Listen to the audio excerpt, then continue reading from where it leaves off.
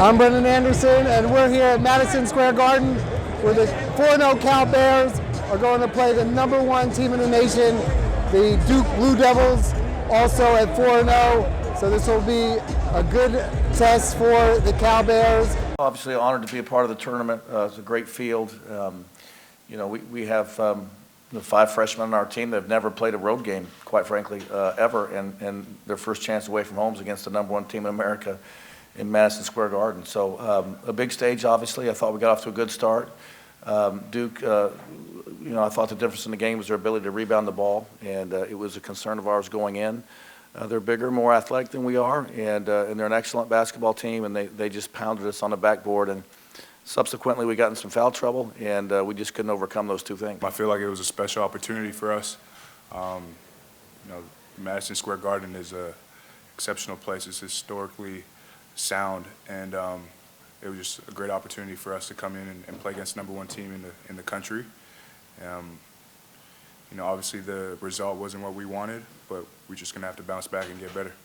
Duke freshman Wendell Moore Jr.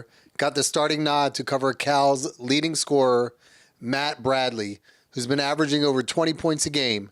Tonight, Moore shut down Bradley and held him to just 7 points. No one from Cal reached double figures. He played well. I mean, he guarded Bradley. That was one of the reasons we started him. Say, this kid's their leading scorer. Don't worry about your offense. Throw yourself into defense, and the offense will come. And he did he can be a heck of a defender and player for us. So it was a game of runs. They started going on runs, and we were making turnovers, and we had some lapses, and they just kind of broke away. With as young of a team as we have, and in my first month here, coaching them in games, this is a great test for us to learn what the best looks like.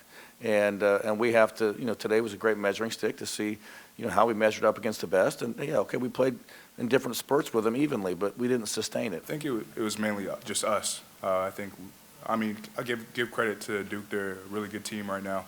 But I believe that we need to stick to our process and stick to trusting our coaching system.